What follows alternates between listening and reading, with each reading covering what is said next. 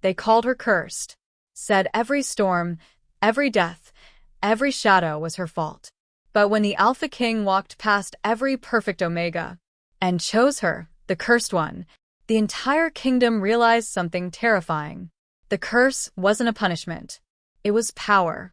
And the storm she carried was just waking up. The great hall of the Nightloom clan pulsed with the hum of music, laughter, and the scent of rain-washed stone. Silver torches burned along the walls, their flames bending under the soft breath of night air slipping through the open archways. Tonight was sacred, the binding moon, when unmated wolves of age would stand before the pack and be chosen by fate or by power. To most, it was a celebration. To Alara Vale, it was a trial she wished she could vanish from. She stood near one of the towering pillars, half hidden in its shadow, her pale dress brushing against the marble floor. Around her, other Omegas giggled and adjusted their gowns, their eyes glimmering with hope as they watched the Alphas cross the room. Every so often, someone's name would be called, a pair would meet eyes, and the air would swell with cheers. The promise of a new future. But not for her. Never for her. Whispers brushed past her like gnats, soft, poisonous things that stung more than they should have. There she is, the one the moon refused. They say storms follow her steps. I heard, even her own mother avoids her touch. Alara pretended not to hear, though each word pressed against her ribs like a dull blade. She knew what they called her, the Hollow Wolf, the girl whose power had gone wrong. When she was a child, lightning had struck her during her first transformation, searing strange marks into her skin and leaving her with eyes that shimmered faintly silver even in darkness. Since that night, crops wilted where she worked, and animals grew restless around her. The elders whispered that the Moon Mother had turned her face away. Now, at 21, she had accepted her fate, unchosen, unwanted, unseen. The laughter dimmed as the great doors swung open. A hush fell over the hall like a spell. He had arrived. King Kalen Drax, ruler of the 5 territories, strode inside with the unhurried confidence of a predator that feared nothing. His armor gleamed dark as midnight, the silver crest of the night bloom burning on his chest. Every step he took echoed against the marble, reverberating through the ribs of every wolf in the room. Alara froze. She had seen him only once before, from a distance during a battle procession, but even then, he had seemed larger than life. Up close, the air itself seemed to bend around him. His eyes, sharp amber flecked with gold, swept across the hall, and every Omega straightened instinctively, desperate to be noticed. Not Alara. She lowered her head, praying the shadows would keep her hidden. But fate, fickle, cruel thing, had other plans. When his gaze found her, the world stilled. The music faded, the laughter died, even the torches seemed to hesitate in their flicker. Their eyes met. For one long, unbearable heartbeat, the noise of the hall vanished, leaving only the sound of her pulse hammering in her ears. Something ancient stirred in her chest, a warmth and ache she had never known. Kalen's expression didn't change, yet the weight of his stare pinned her in place. He began to move toward her. The crowd parted, as if compelled by invisible hands. Alara's breath hitched. No, no, no, this can't be happening. When he finally stood before her, towering and still, the air between them thrummed. This one, he said, his voice deep and smooth as rolling thunder. The Hollow Wolf. Gasps rippled through the hall. Someone dropped a goblet. Alara's stomach lurched. He can't mean me. He can't. The attendants froze, waiting for him to correct himself. No king had ever chosen an outcast.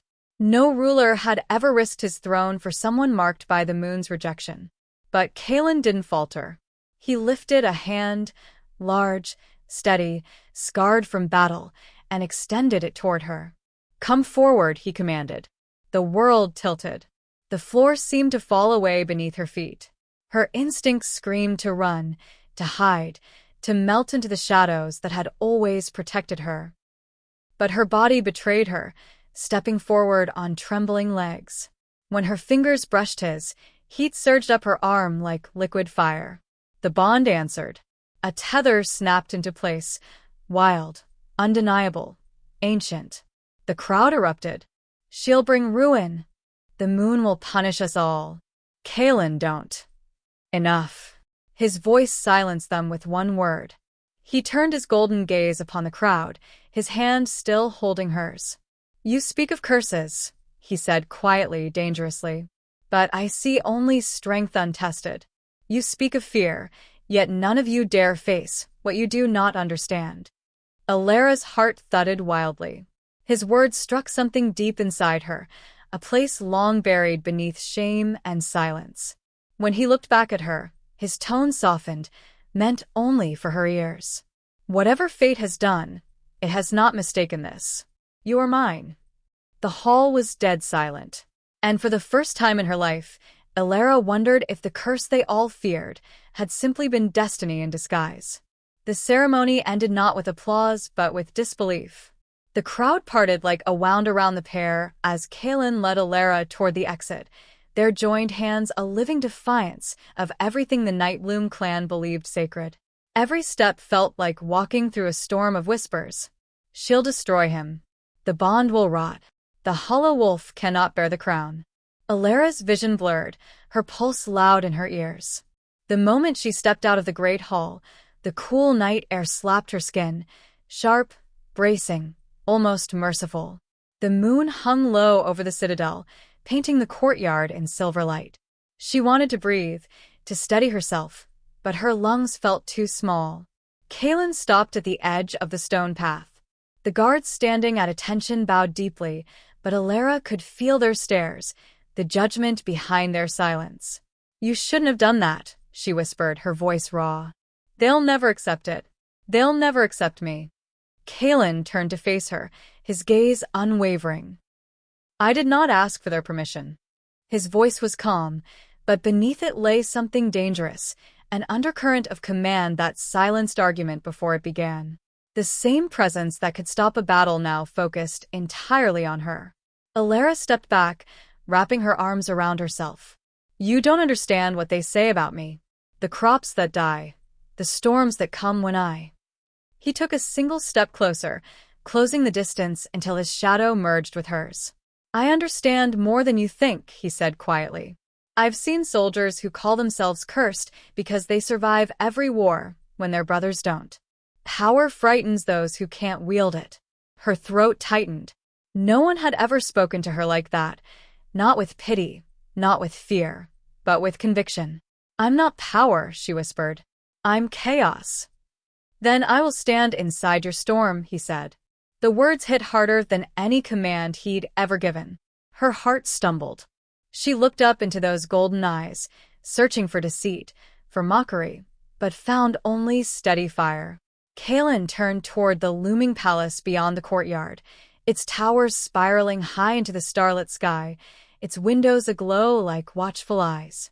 Come, he said, his hand tightening around hers. You will not sleep among those who whisper against you. You will stay in my quarters tonight. She stumbled after him, half protesting, half entranced. That's not proper. A faint smile ghosted across his lips. Proper is for the weak. They walked in silence through the torchlit corridors of the citadel. The floors were black marble veined with silver, their reflections rippling beneath the flicker of flame. Each guard they passed bowed deeply, but avoided looking at Alara. She could feel the discomfort radiating from them, like her very presence twisted the air. At last, they stopped before a pair of massive doors carved with the sigil of the Nightbloom, twin wolves entwined around a crescent moon. Kalen pushed them open, revealing a grand chamber that stretched wide and high, bathed in soft golden firelight. It was nothing like the cold barracks she'd lived in on the edge of the Pax lands. Here, the air smelled of cedar and rain. Silken drapes moved gently in the breeze from a balcony that overlooked the forest. This will be your chamber, Kalen said simply. Alara blinked, disbelief twisting her voice. My chamber? Yes, he said, crossing to the hearth. The firelight gilded the sharp edges of his face, softening what was usually so fierce. You are my mate. This is your home. Home. The word struck her harder than any curse. I don't have a home, she said softly. Not really. Kalen turned, his expression unreadable. You do now. Her hands trembled. The others won't see it that way. They'll say I bewitched you. They'll say I do not answer to them. He cut her off, his tone steady but low. Let them say what they will. The bond is sealed. What they fear, they will learn to respect.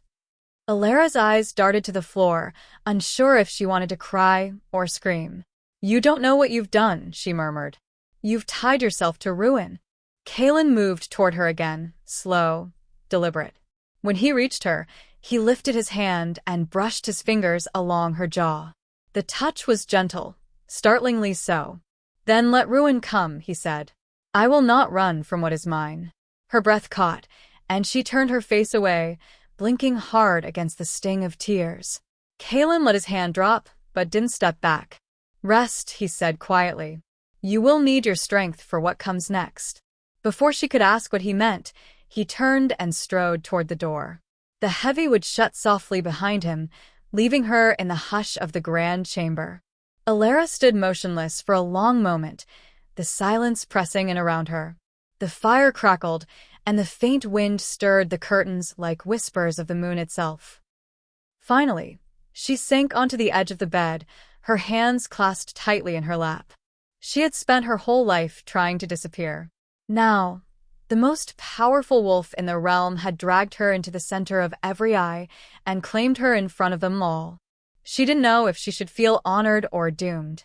And beneath it all, beneath the confusion and fear, a flicker of something treacherous stirred. Hope. Alara woke to the sound of thunder. For a moment, she didn't know where she was, the soft weight of velvet sheets beneath her hands, the scent of cedar and iron in the air. Then it came rushing back. The ceremony, the crowd, Kalen's hand closing around hers before the world erupted into chaos. She sat up slowly, heart thudding, her skin damp with sweat. Rain lashed against the tall windows, each drop glinting in the faint silver of dawn. And then she realized she wasn't alone. A tall figure stood by the balcony doors, cloak drawn around his shoulders. The faint light caught on his dark hair, the line of his jaw, the quiet tension that filled the air around him. Couldn't sleep? Kalen's voice was calm, roughened by fatigue or restraint. Alara startled, pulling the blanket higher across her chest. How long have you been there? He didn't turn immediately.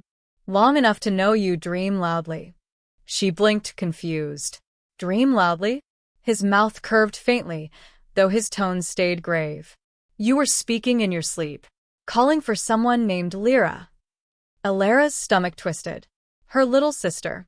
Gone these past 5 winters, lost to the river that overflowed when Alara's power flared uncontrollably. The pack had called it proof of her curse. I didn't mean to, she whispered. Kalen faced her then, his eyes softer than she'd ever seen them. We all dream of the things we've lost. The difference between us is what we do when we wake. She looked away, her throat tight. You don't understand what I've done. I understand what it is to be blamed for what is beyond your control. He said it so quietly that for a heartbeat she almost missed it. There was history behind those words, a shadow of something dark and unspoken. Before she could ask, a sharp knock came at the door. Kalen's expression hardened instantly. Enter. The heavy door opened, revealing a young guard in the silver-black colors of the royal pack. He bowed low, but not before his gaze flicked to Alara, and lingered a fraction too long. My king, the guard said. The High Council summons you. They say the matter of your choice cannot wait. Alara's pulse quickened. Of course. The council. The elders would never accept her bond without protest. Kalen's jaw tightened. Tell them I will come. And tell them, he added, his voice sharp as a blade's edge, to remember who their king is before they dare question him. The guard paled and bowed again before retreating swiftly. When the door closed, Kalen turned back to Alara. They will test you. Test me? She repeated, dread creeping into her bones. He nodded. They will search for weakness. They will try to make you doubt what happened last night. Maybe they're right too, she murmured. Maybe the bond. His hand slammed against the table beside her, the sound cracking through the quiet. She flinched, but not from fear, from the raw energy that rolled off him like lightning. Do not speak as they do, he said. Do not give their lies power. The air between them vibrated with tension. For the first time, she saw not just the king, but the wolf beneath his skin, the dangerous creature that commanded armies and never bowed. But when he looked at her again, his voice softened. Elara, the moon does not make mistakes. If she bound us, it was for a reason. Perhaps not one either of us understands yet, but I will not let them tear it apart. Alara's throat burned. You're risking your throne for someone who brings nothing but. Enough, Kaelin said, stepping closer until she could feel the heat of him, see the faint pulse in his neck. You are not ruin, Elara Vale. You are the answer to something this world has long forgotten. Her heart stuttered. And what's that? Faith, he murmured. Even the cursed deserve it. He turned then, walking toward the door before she could respond. Dress and eat something. You will stand beside me before the council. Beside you? She repeated, startled. They'll tear me apart. They'll try, he said without turning back. But not while I still breathe. The door closed behind him. For several long moments, Elara sat frozen, her mind reeling. The rain outside had slowed to a soft drizzle, the faint mist curling across the balcony. She rose unsteadily, pacing before the fire. Her reflection in the tall mirror showed a girl who barely looked like herself, hair wild, eyes too bright, a strange mark glowing faintly at her throat where Kaelin had touched her. She traced it with trembling fingers.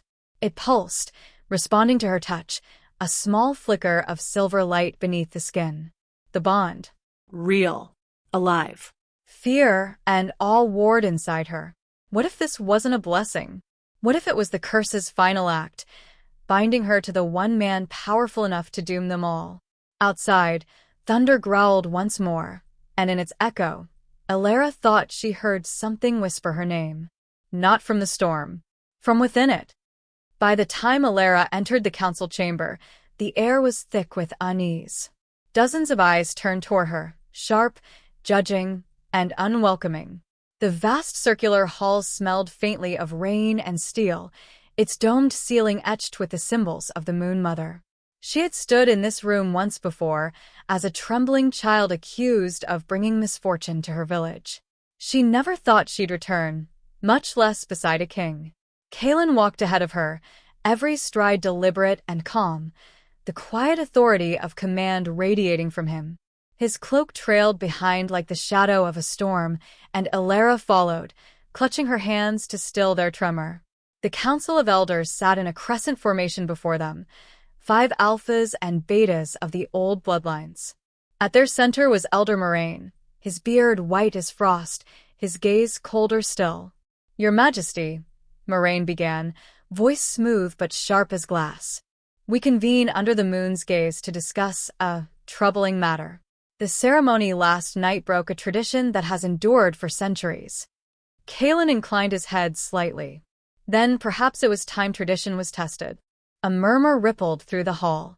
Elara felt the weight of every stare dig into her like claws. Moraine's eyes flicked to her. The hollow wolf stands beside you. You would have us believe the moons will bless this bond. Elara swallowed hard, forcing herself to meet his gaze. The bond chose us, she said softly. It was not my doing. Convenient, sneered another counselor, a lean woman with cruelly beautiful eyes.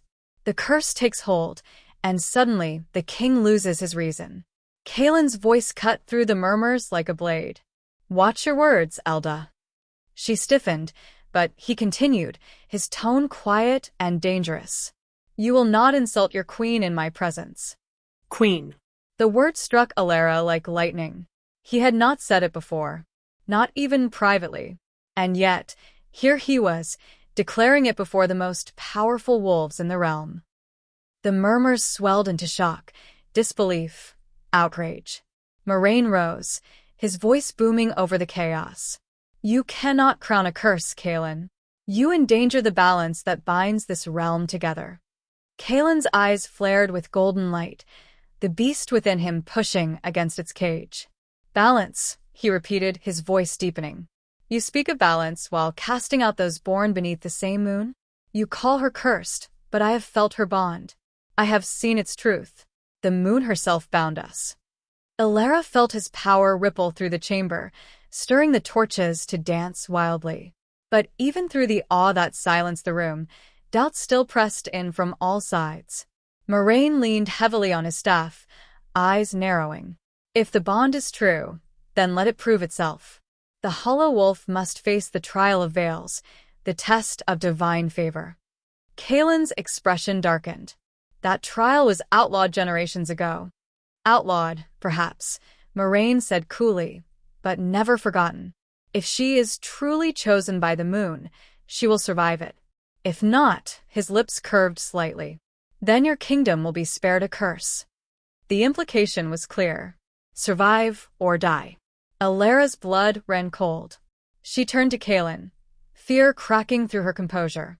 You can't let them. But Kalen's hand rose, silencing her.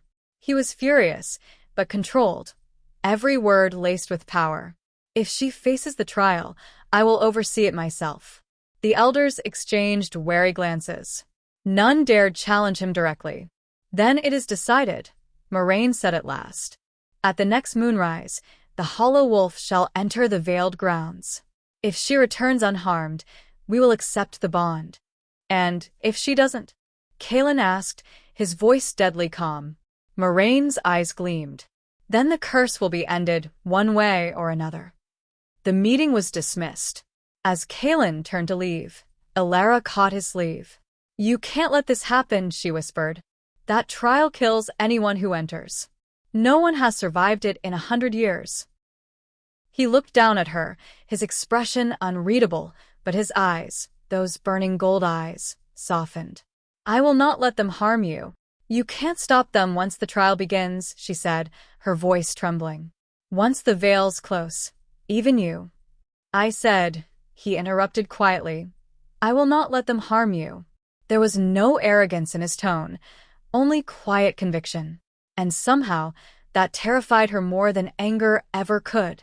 They left the chamber in silence. The corridors outside were dim and empty, lit only by the glow of torches. The storm from earlier had passed, but thunder still grumbled distantly beyond the mountains. Finally, Elara spoke. They'll never forgive you for choosing me. I didn't ask for their forgiveness. She stopped walking. Then why me, Kalen? You could have chosen anyone. Anyone without a curse, without a past that bleeds ruin. He faced her, the gold in his eyes catching the firelight. Because you look at the moon like it's still listening, he said simply. Because when everyone else saw fear, I saw truth. And because the night I first saw you, before the ceremony, before any of this, my wolf went silent. I knew. Her heart faltered. You knew? Kalen nodded once. And I don't regret it. Not for a moment. Before she could reply, a distant bell tolled, echoing through the halls, the ancient sound that marked a moonrise trial's calling. Elara froze. Kalen reached for her hand. Whatever happens tomorrow, remember this. He lifted her palm to his lips, brushing his breath against her skin. You are not cursed, Elara Vale. You are chosen. And the moon knows it, even if they do not. The night of the trial came cloaked in mist. The moon rose slow and pale over the horizon, veiled by clouds that shimmered like stretched silk. The forest beyond the citadel pulsed faintly with blue light, the veiled grounds, ancient and forbidden. It was said that within those woods, the moon tested the souls who claimed her favor. Few had ever entered. None had returned unchanged. Elara stood at the edge of the clearing, her white gown damp with dew, her bare feet pressed into the cold soil. The silver brands on her wrists, once a mark of shame, glowed faintly now, alive in the moonlight. A crowd had gathered behind the boundary stones, nobles, soldiers, elders, and alphas alike, all watching in tense, eager silence. At the front stood Kalen, his expression unreadable, though the tension in his shoulders betrayed him. His wolf prowled close beneath the surface, restless, ready to shatter tradition for her if he needed to. Moraine's voice cut through the stillness. "Alara Vale of the Nightbloom clan," he declared. "You enter the veiled grounds to prove your claim as the moon's chosen. Should you emerge before dawn, untouched by shadow, your bond shall be sanctified. Should you fail..." He let the words hang, unnecessary. The meaning was clear enough. Kalen stepped forward, his jaw set. "If she does not return by dawn," he said, "then I will go in after her myself." Gasps rippled through the gathered crowd. Moraine's eyes flared with outrage. "You would defy the moon's decree?" Kalen's gaze was steady, dangerous. "I would defy you." Alara's breath caught. He meant it, every word. He would walk into the cursed woods for her. Before another argument could erupt, Alara reached for his arm. "Kalen," she whispered, "don't. Please." He turned to her, his eyes burning gold in the moonlight. "Then don't make me." A fragile silence settled between them. She wanted to tell him she was terrified, that her knees trembled and her heart felt like it would shatter. But she saw something fierce in his gaze, faith, unshakable and absolute, and it held her together. Alara drew a breath and nodded once. "I'll come back." Kalen's hand lifted, brushing a strand of hair from her face. "I'll hold you to that," he murmured. Then she stepped past the boundary stones. The moment her foot crossed the invisible line, the world shifted. A rush of cold wind swept over her, carrying with it the scent of rain and something ancient. The crowd vanished behind a haze of mist. The trees loomed taller than any she'd ever seen, their trunks etched with faint silver runes that pulsed like heartbeats. The veiled grounds were silent, too silent. No crickets, no owls, only the faint hum of power threading through the air. Alara moved cautiously, her bare feet whispering over moss. Every breath she took stirred faint glimmers of light, like tiny spirits rising from the earth. They swirled around her, forming vague shapes, faces, perhaps, or memories. Then a voice, faint and far, brushed against her mind. "You seek the moon's favor, yet carry her wound." Alara froze. "Who's there?" The mist thickened. A figure stepped forth, a woman cloaked in silver, her eyes endless white, her face both young and ageless. Alara knew her instantly. Every wolf did. "The Moon Mother," Alara whispered. The goddess regarded her silently, her voice echoing not in sound, but inside Alara's chest. "You were struck by my light and lived. Few have borne that mark. Fewer still have understood it." Alara fell to her knees. "I never meant for any of it to happen," she said, her voice trembling. "The lightning, the storms, my sister." "You think the storm is your punishment," the goddess said, stepping closer, her bare feet leaving trails of light in the moss. "But it is your purpose. You were meant to hold it, to temper it." Tears blurred Alara's vision. "I destroy everything I touch." "No," the goddess said gently, reaching out to lift Alara's chin. "You awaken everything you touch. You were never cursed, child. You were born to remind them that even the moon can burn." The air around them shifted. The forest groaned as light surged from the ground, flooding the mist with silver brilliance. Symbols burned across Alara's skin, the same that had once branded her as cursed, now glowing with divine fire.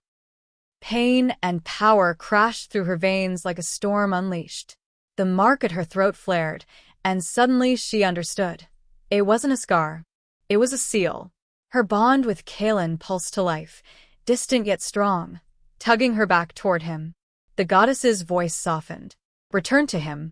The world will not understand what you are, but he will." Before Alara could speak, the goddess's form dissolved into light. The forest darkened once more, but the air felt clearer, lighter. Then the shadows moved. From the edge of the clearing, figures emerged, wolves made of mist and bone, their eyes hollow, their snarls echoing through the trees. The veiled beasts, the guardians of the trial. Alara rose slowly, the silver light still burning across her arms.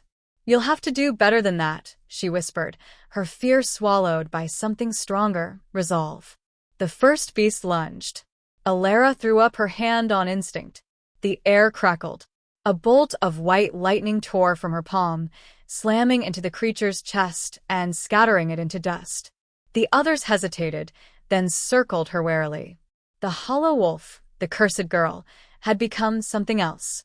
When the last beast fell, Alara stood in the smoking silence, her chest heaving, her body trembling from the power still racing through her.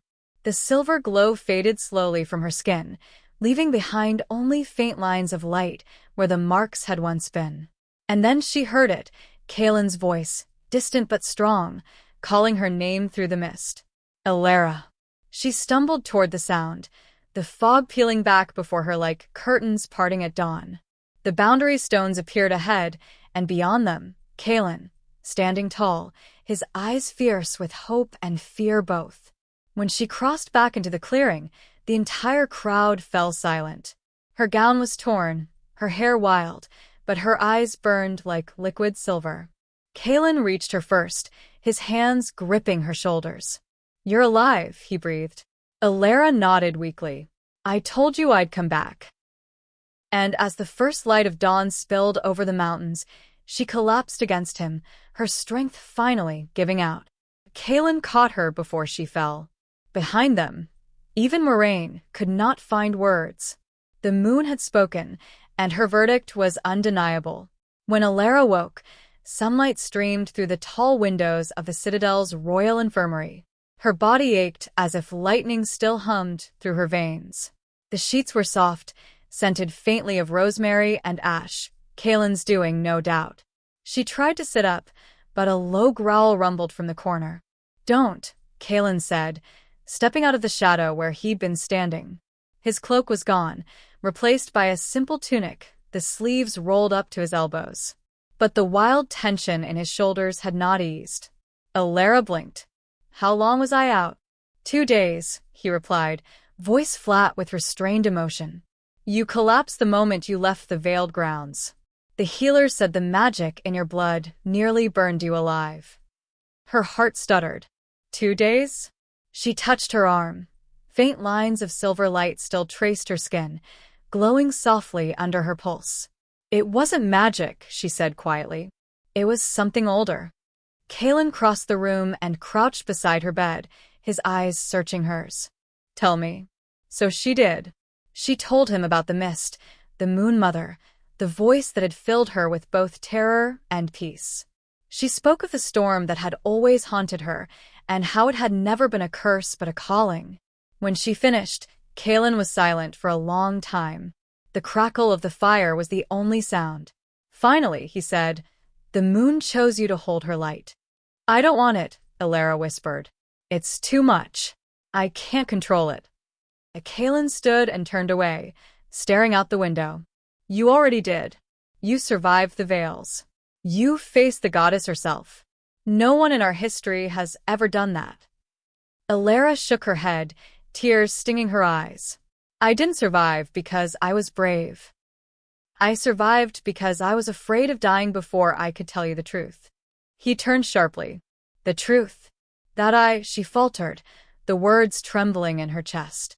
"That I didn't want you to regret choosing me." Something shifted in Kaelin's gaze, something raw, unguarded.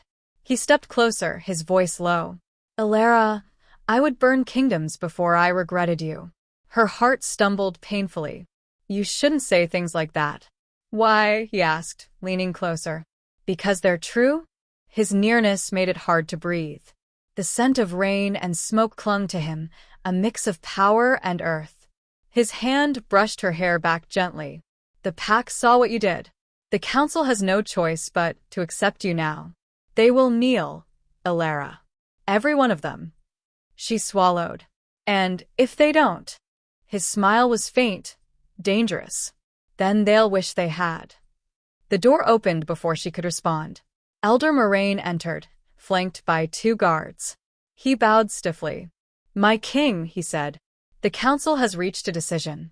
Kaelin's tone turned cold. "And the trial has proven her bond," Moraine admitted. The moon's favor is clear. By law and custom, she stands as your equal. His eyes flicked to Alara, hard as stone. But the balance she carries is volatile. Already the northern lands report storms without rain, thunder without lightning. You have bound yourself to something you may not control. Kaelin's jaw tightened. You speak as if that power threatens us. I speak as if it already has, Moraine said. The moon's gift can bless, or destroy. You would be wise not to forget either. He bowed again and withdrew, leaving the faint scent of old incense and tension behind. Alara's voice was small. Maybe he's right. Kaelin turned to her. He's afraid. So am I. He stepped closer, his expression softening. Good. Fear keeps you alert. But you are not alone anymore. Something inside her cracked at those words. For so long, she'd carried her loneliness like a second skin. Now, hearing that, she didn't know whether to believe it or to cry. He reached for her hand and placed it against his chest. Do you feel that? His heartbeat thudded beneath her palm, steady, grounding. As long as this beats, he said, I will not let them turn you into something you are not. Alara blinked hard against her tears. And what am I, Kaelin? He hesitated, his thumb brushing her knuckles. You are the storm and the calm that follows it. The words lingered between them, fragile and electric. That night, the citadel buzzed with unease. The Pack's lands had begun to stir, winds sweeping across villages, strange lights appearing in the forest. Whispers spread that the Hollow Wolf's power had awakened the old magic, the kind that had slept since before the first kings. Alara stood on the balcony, the wind tugging at her hair, the marks on her skin glowing faintly again. The moon hung heavy overhead, full and watching. Somewhere deep inside, she could feel the storm waiting, its pulse matching her own. Kaelin joined her silently. You can feel it too, he said. Yes, she admitted. It's like the air itself is listening. He stared out across the forest. Then let it listen. Let them all listen. The age of silence is over. She looked at him, at the steady flame of his eyes, and realized something terrifying and beautiful. They were no longer just king and cursed. They were catalyst and storm. And the world had just begun to tremble. 3 days passed before the air around the citadel began to shift. The usual calm of the highlands was gone, replaced by strange, trembling winds that carried whispers through the trees. The Pack lands, long governed by predictability and order, now thrummed with raw, unfamiliar power, her power. Alara could feel it under her skin, a pulse that matched her heartbeat. When she walked through the courtyards, the grass bowed in her wake, the air bending as if acknowledging her presence. Some called it reverence, others called it warning, and the council called it danger. Kaelin tried to shield her from the worst of it. He dismissed rumors, silenced dissent, sent emissaries to reassure distant Packs, but even his command could not quiet the unease spreading like wildfire. The Hollow Wolf had returned from the Vales alive. That alone defied prophecy. And prophecy, the council whispered, did not take kindly to being defied. That evening, Alara found Kaelin in the war room, bent over a table covered in maps and reports. The room smelled of iron and ink, candles flickering low as rain pattered softly against the windows. She lingered at the door. You haven't slept. He didn't look up. Neither have you. I didn't die, she said, trying to make it sound like a joke. Not yet, Kaelin replied, his voice flat. The northern Packs are moving. Moraine's words have spread. Some call for your exile, others for your execution. Alara froze. Execution? He finally looked up, eyes dark with anger. They believe you are the harbinger of the great tempest, the end of the balance between moon and shadow.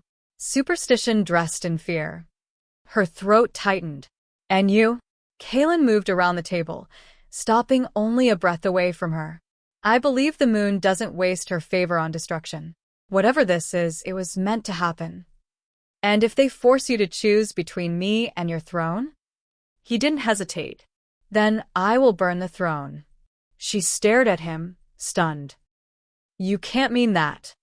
His gaze softened slightly. I mean every word. Before she could respond, the doors burst open.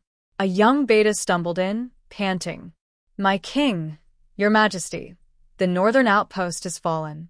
The storm came from nowhere. No wind, no warning. It tore through the guard like fire. Alara's breath caught. A storm? The beta nodded frantically. And it bore your mark, my queen. Silver lightning, across the sky. Kalen's expression hardened. Send scouts. Double the border watch. But when the messenger fled, silence filled the room, heavy and cold. Alara's voice shook. Kalen, I didn't do that. I swear I didn't. He didn't move. His jaw flexed, his eyes unreadable. I know. But he didn't sound certain. Alara turned away, gripping the edge of the table. It's spreading. The goddess said I was meant to hold the storm, not unleash it. But I don't know how. Kalen crossed to her, his hands settling on her shoulders. Then we'll learn. Together. She looked up, meeting his eyes. And if it consumes me? His voice lowered. Then I'll follow you into it. Lightning flickered outside the window, illuminating their faces, two figures standing on the edge of something far larger than themselves. That night, sleep evaded her. The storm inside her mind grew louder, whispering secrets in the language of thunder. She wandered through the halls, the marble cold beneath her bare feet, until she found herself in the moonlit courtyard. The reflection pool shimmered faintly. As she stared into it, the water rippled, not from wind, but from her presence. The reflection staring back was not hers. A woman of silver fire looked up from the water, her voice a whisper that vibrated in Alara's bones. The storm is not yours to fear. It waits for your command. Alara stumbled back, gasping. What command? What do you want from me? The voice deepened, echoing from the very air. The world forgot the power of the moon's first child. It will remember. Through you. The pool darkened. In its reflection, she saw Kalen, standing in the shadowed archway, watching her. Alara, he said quietly. Who were you speaking to? I don't know. She turned toward him, heart racing. The moon, maybe. Or something older. Kalen's eyes narrowed. Older. She called me her first child. He stepped closer, his hand brushing her arm. The first child of the moon died millennia ago. The gods themselves buried her power. If that power lives in you, then I'm a danger, she finished bitterly. He didn't answer. The silence between them was louder than thunder. Then, far off in the distance, lightning struck, brighter and closer than any storm should have been. The ground trembled. Kalen turned toward the horizon, his instincts snapping sharp. They're coming. Who? The ones who fear what you've awakened. Outside the walls, a low, haunting howl echoed through the night, an army's cry carried by the wind. Alara's mark blazed to life, silver fire crawling up her throat. She wasn't sure if it was fear or destiny she felt, but one thing was certain. The storm she carried would no longer wait. The following dawn never came. By morning, the sky was already black with storm clouds, the air thick enough to taste of iron. The citadel, once called Moonfall for how the light touched its towers, stood braced against the gathering tempest. Wolves rushed along the walls, their armor gleaming in the false twilight, their howls carrying the sound of defiance through the storm. Alara stood on the highest balcony of the tower, watching lightning split the horizon. The mark on her throat pulsed in time with every strike. She could feel them coming now, hundreds, maybe thousands, wolves loyal not to Kalen, but to the council's whispers. They believed she was an omen, the hollow wolf reborn to end the age of alphas. And they were ready to kill her to stop it. Kalen's voice broke through the thunder. Alara. She turned. He strode toward her across the balcony, rain glinting on his armor, gold eyes burning brighter than the lightning around them. You shouldn't be out here. I can feel them, she said, not moving. They're drawing power from the storm. From me. He stopped beside her. Then take it back. She shook her head. I don't know how. Kalen reached out and caught her face gently, his palm warm despite the cold rain. "You will," he said. "You're stronger than they are. You're stronger than this." "Kalen, if I lose control?" "Then I'll bring you back," he said fiercely. As many times as it takes. Below them, horns sounded, a long, low note that vibrated through the stones. The enemy had reached the gates. Alara closed her eyes. "They'll slaughter us."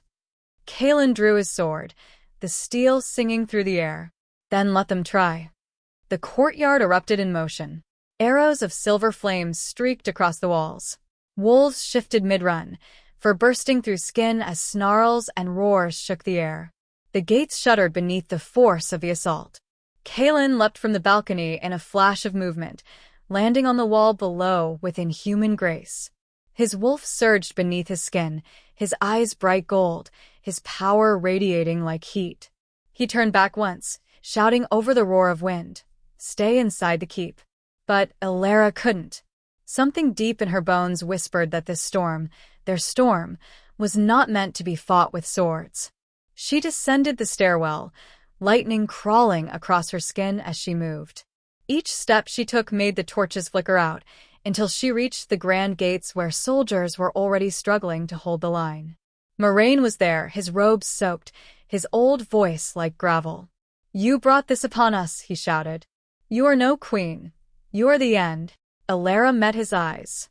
For the first time, she saw no authority there, no wisdom. Only fear. "No," she said quietly. "I am the beginning." The sky answered her. Lightning struck the courtyard, white-hot and silent, before splitting into 1,000 smaller bolts that arced across the attacking army. Wolves cried out as the earth itself trembled. Kalen turned from the front line just in time to see her step into the open. "Alara." No. But she was beyond stopping now. The storm wrapped around her like a living thing. Wind howled through her hair, her silver marks blazing like molten metal. She lifted her hands, and the clouds obeyed. The army hesitated. Even those loyal to the council faltered when they saw her, radiant, terrible, beautiful in her fury. Kalen reached her, his armor scorched from battle. He grabbed her wrist, shouting against the wind. "You can't fight them all." "I'm not fighting them," she said, voice ringing like thunder. "I'm stopping this." Before he could ask how, she closed her eyes. The storm surged upward, light bursting across the sky so bright that night turned to day. Every living creature fell to its knees beneath the weight of it. Kalen's voice was lost in the roar. Then silence. When the light faded, the battlefield was unrecognizable. The air shimmered with residual energy.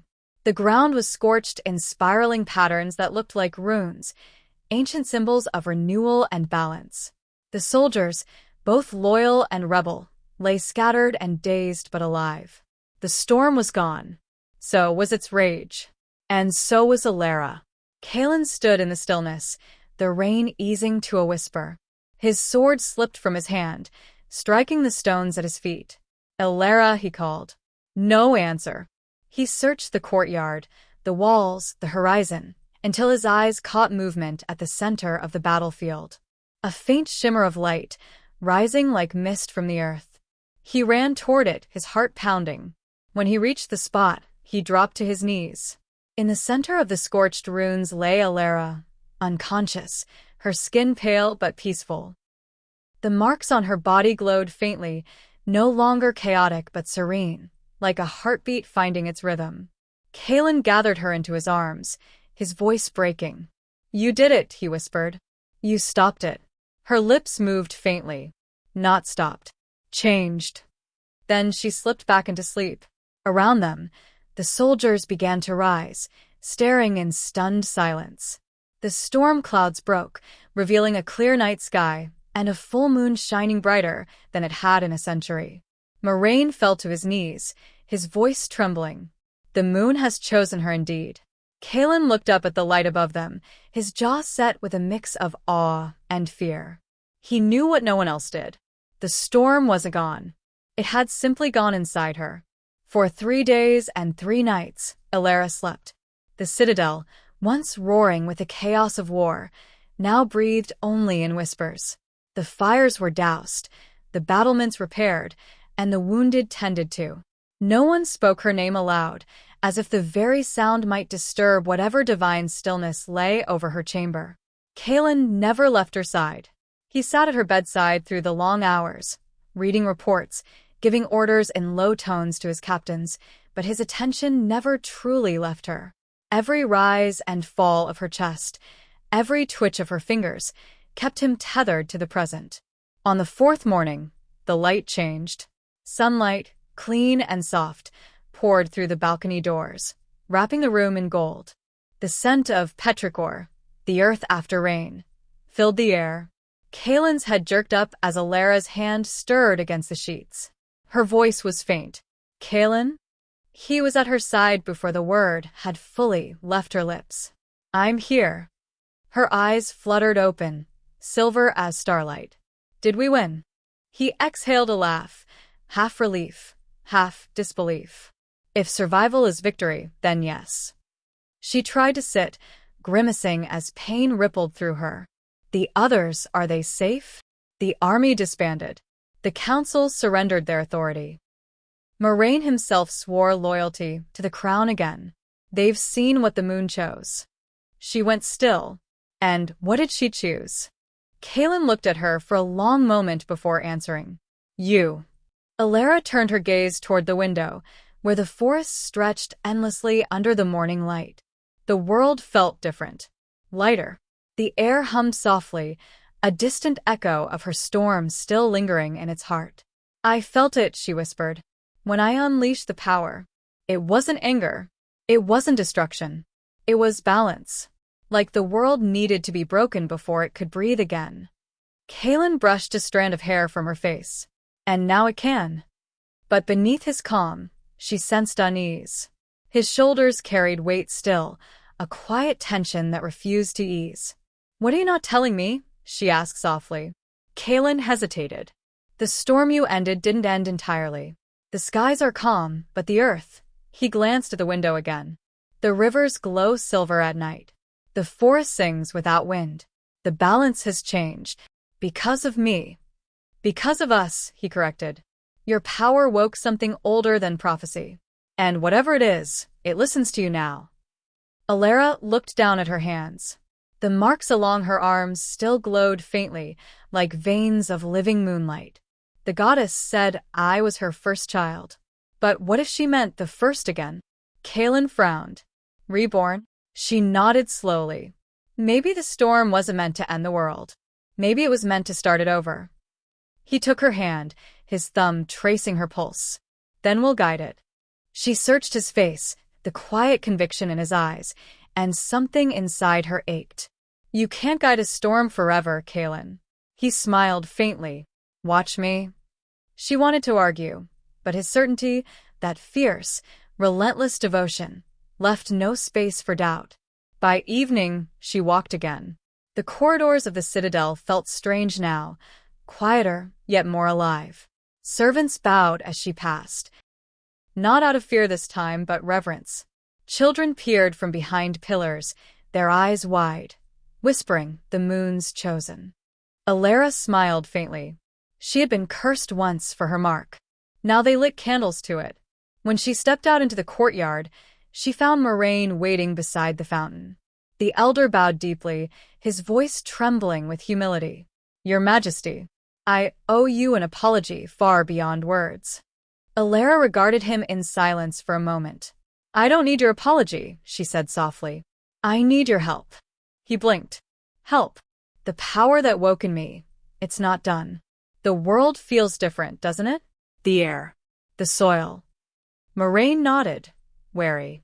"It does. Then we'll rebuild together. No more castes, no more cursed or divine. Every wolf will learn to carry what the moon gives them." The elder's throat tightened.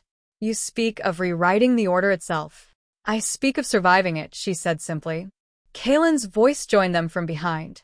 "And that's exactly what we'll do." He stepped forward, his hand finding hers, publicly, boldly. The onlookers around the courtyard dropped to their knees instinctively. Alara squeezed his hand, her voice steady but quiet. This isn't over, Kaelin. The power still moves. I feel it waiting. He nodded, his eyes meeting hers. Then let it wait. We'll decide what comes next. For a heartbeat, neither of them spoke. Then, from the horizon, thunder rolled faintly, not menacing, but distant and low, like the heartbeat of the world itself. Alara smiled faintly. She's listening. Kaelin tilted his head. The goddess. No, she said, gazing at the sky. The storm. That night, as the moon rose full and calm, Alara stood at the balcony alone. The light kissed her skin, silvering her hair, whispering through her veins like an old friend. Her power stirred, not violent, not wild, but alive. She extended her hand toward the sky. The clouds parted, and for the first time, the moon bowed to her. Behind her, Kaelin's arms slipped around her waist, his voice low against her ear. You've tamed it. She leaned into him. No. I just learned to listen. Weeks passed, and the world did not end. The storms quieted. Rivers once choked by silver light ran clear again, feeding the valleys that had long lain barren. The wolves of the 5 territories came down from their strongholds, not as conquerors or rebels, but as witnesses. Something in the air had changed, something they couldn't name but could feel in their bones. They said the moon herself had walked among them and left her breath behind. And at the heart of it all stood Alara Vale, no longer the hollow wolf, no longer cursed, but radiant and unyielding. She ruled beside King Kaelin Drax, not from behind his throne but at his side, her voice and his carrying equal weight through the halls of Moonfall Citadel. Where once there had been hierarchy, there was now balance. Alphas and Omegas trained together. Young wolves learned to harness their instincts without shame. The moon priests who once condemned her now serve in her court, studying the ancient power she'd rekindled. But peace, like the tide, never stayed still for long. Alara woke one night to the faint hum of energy beneath her skin. The mark on her throat glowed softly, the light pulsing in time with her heartbeat. Beside her, Kaelin stirred instantly. He was always half awake these days, wary of every shift in the wind. Alara? His voice was rough with sleep. It's calling again, she whispered. The power. It doesn't want to rest. He sat up, the faint silver of moonlight painting sharp angles across his face. Then it's not finished with us. She slipped from the bed, walking barefoot across the floor toward the balcony. The night was clear, the stars bright enough to seem close enough to touch. The goddess showed me something in the veils, she said. A world beyond the one we see. She called it the luminous path. Kaelin rose and joined her, the cool wind tugging at his dark hair. What is it? I think, she hesitated, her eyes reflecting the stars. I think it's where the old magic went when we turned away from it, where the balance truly sleeps. And it's waking. He placed a hand at her back, his voice low. If it wakes through you, then it was meant to. She turned to face him. You say that like it doesn't terrify you. It does, he admitted. But everything worth loving should terrify you a little. A soft laugh escaped her, the first in days. You sound like an oracle. He smiled faintly. No. I just know that when the world trembles, it means something's about to grow. By morning, the Citadel was alive with news. The scouts from the southern territories had returned with word of strange phenomena, forests blooming overnight, stars changing position, even wolves born with markings of silver fire. Alara listened from her seat at the high table, her expression unreadable. Around her, advisors debated what it meant. Prophecy, rebirth, omen. None of them saw it for what it was. Continuity. The world shifting because it was ready to. When the noise became too much, she rose quietly and stepped out onto the terrace. Kaelin followed without needing to be asked. They fear what they can't explain, she said softly. As they always will, he replied. I used to think I was meant to destroy the world, she admitted. But maybe I was meant to remake it. Kaelin reached for her hand. You didn't remake it alone. She looked up at him, warmth flickering in her chest. No, she agreed. You believed in me when I couldn't. He gave a low, quiet chuckle. You gave me something to believe in again. That's all any king ever needs. Their silence stretched comfortably, filled by the sound of wind through the banners. Below, the courtyard bustled with life, children chasing each other, elders teaching the young how to shift under a calm moon. The pack had found rhythm again, not in dominance, but in harmony. And for the first time since she could remember, Alara felt no storm within her. Only peace. That night, under the last full moon of the season, the pack gathered in the grand courtyard for what would later be called the Night of Renewal. The moon hung massive above them, its light wrapping the wolves in silver fire. Kalen stood before them, tall and commanding, his arm around Alara's waist. He spoke first, his voice deep enough to roll across the mountains. Once, we feared the storm. We called it curse, chaos, and ruin.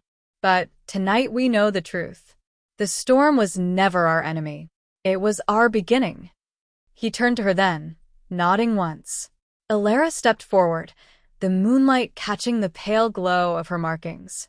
We are not bound by fear, she said. Not by rank, not by blood, not by the lies of the past. The moon chose us to rise, not to kneel. Her words rippled through the crowd like wind through grass.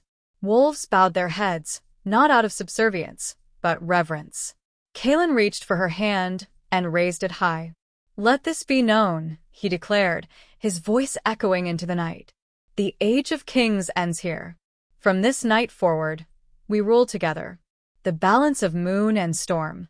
The wolves howled then, not in rebellion or mourning, but in triumph. Their voices rose to meet the stars, a sound that would be remembered for generations. Later, when the courtyard emptied and the fires burned low, Alara and Kalen stood alone beneath the moonlight. The sky above them shimmered faintly, threads of silver light weaving like veins through the heavens. Do you think they'll ever forget? Alara asked quietly. Kalen smiled, his hand finding hers. No. But they'll stop fearing what they remember. She leaned into him, resting her head against his shoulder. I can live with that. He kissed the crown of her head. You already have. Above them, the moon's glow brightened once more, gentle, approving, eternal. And for the first time in the long, haunted history of wolves, there was peace. Centuries later, when the stories of kings and clans had faded into myth, the old songs still spoke of her. They said a girl once born cursed became the heart of the storm that changed the world. They said her eyes held the moon's reflection, and that when she spoke, even the wind listened. And they said that somewhere, beyond the veiled grounds, beyond the silver rivers and the edge of the living realm, the moon still keeps her name. And so, the storm found its peace. Alara Vale, the girl once cursed, the queen reborn in lightning, became the echo that never truly faded. Her story reminds us that sometimes the things the world fears most are the ones destined to save it. If this tale stirred something in you, if you felt the pull of the moon, the fire of the storm, or the heartbeat of love that defies fate, then you already carry a piece of her story too. If you'd like to walk through more worlds like this, where darkness and devotion meet under the same sky, then subscribe for more dark fantasy love stories, because the next one might just be your new obsession.